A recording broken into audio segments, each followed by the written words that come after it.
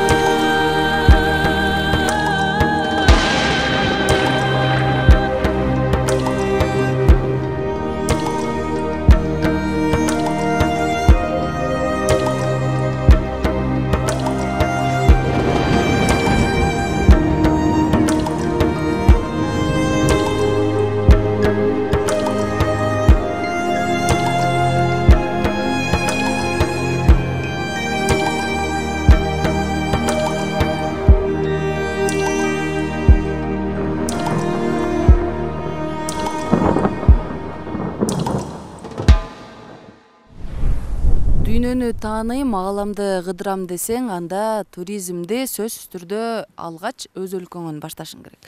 Анан ак карайым, сиз Кыргызстанды канчалык деңгээлде билесиз, кайсыл аймактарын көргөнсүз, өз өлкөңүздү канчалык деңгээлде тааныйсыз? Чынында айтканда, эң башынан айтып баштасам, кичинекей кезимден баштап классикалык бийди өзүмө арнап келатам.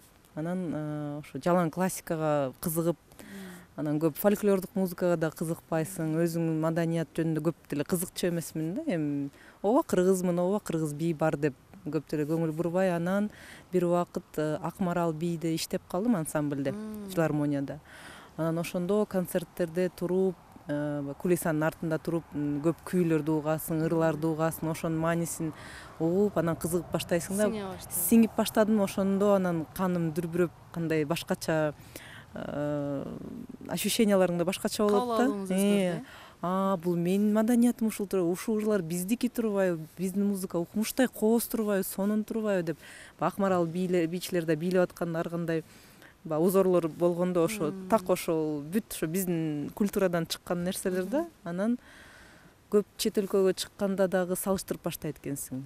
Биздики кандай деп суроо берип баштаганда, биздин историябыз, биздин тарыхыбыз кандай деп. Анан ошондо гана кызыгып баштаганда, өз өлкөңдү таанып, маданият кандай болот деп, анан кызыгып баштадым. Менин Кыргызстаным аябай кооз деп баары айтышат. Чынында ошондойбу деп.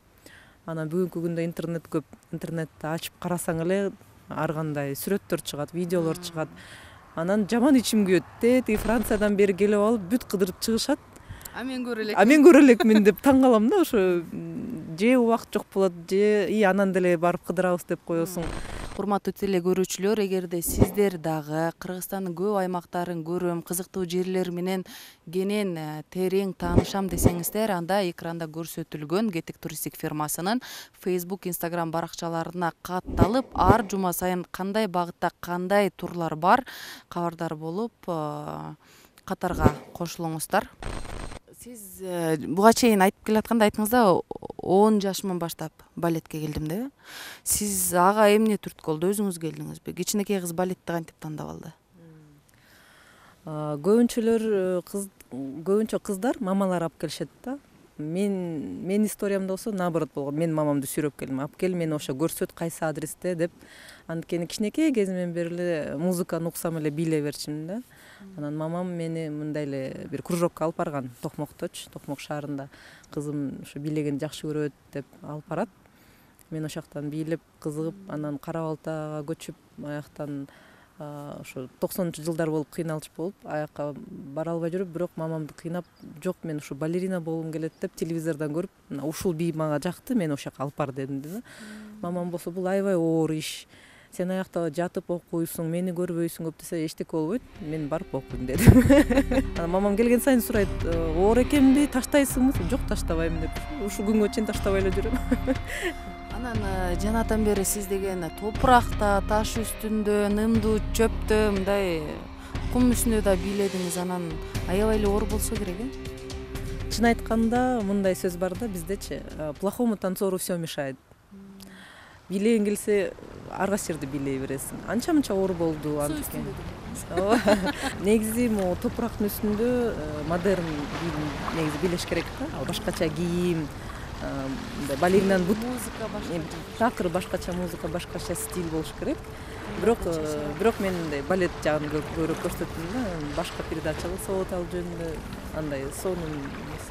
Сиз демек балеттен тышкары башка жанрдагы бийлерди деле бийлей бересиз, Ооба жакшы көрөм, бирок бизде Кыргызстанда анын мындай развитиясы жок болуп атат да.